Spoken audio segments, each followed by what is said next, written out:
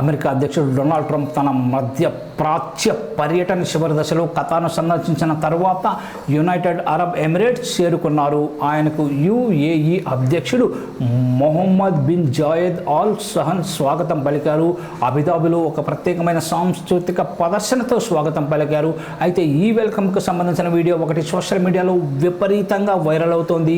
UAE అధ్యక్ష భవనం అయిన కస్ర్ ఆల్ వతన్ వద్దకు చేరుకున్న ట్రంప్ ఓమన్ సుల్తానేట్ యుఏఈ నుండి వచ్చిన సాంస్కృతిక కళారూపమైన ఆల్ అయ్యాల ప్రదర్శనతో స్వాగతం పలికారు. ఇందులో మహిళలు తమ జుట్టును విరబోసుకొని ఒకవైపు నుండి మరొక వైపుకు ఎగరేస్తూ కనిపించారు. అయితే ఈ వింత నృత్యం మాత్రం నెటిజన్లను విపరీతంగా ఆకట్టుకుంటోంది. వైట్ హౌస్ సహాయకుడు మార్గో మార్టిన్ ఎక్స్లో షేర్ చేసిన ఈ వీడియోలో డ్రమ్స్ వాయిస్తుంటే వాటికి అనుగుణంగా మహిళలు జుట్టుకు నాటకీయంగా తిప్పుతున్నారు. నృత్యకారులు తమ పొడవాటి జుట్టును ఎడమ నుండి కుడికి తిప్పుతున్నప్పుడు అమెరికా అధ్యక్షుడు ట్రంప్ వాటిని చూస్తూ సంతోషించారు. అదేవిధంగా ఈ ప్రదర్శన సమయంలో చాలామంది పురుషులు కత్తి లాంటి వస్తువులను ఊపుతూ కూడా కనిపించారు.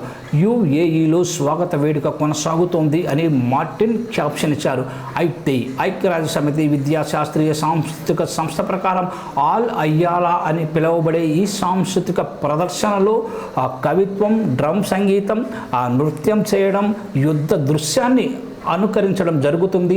సాంప్రదాయ దుస్తులు ధరించిన బాలికలు వరుసగా ముందు భాగంలో నిలబడి తమ పొడవాటి జుట్టును పక్క నుండి పక్కకు విసిరేస్తారు.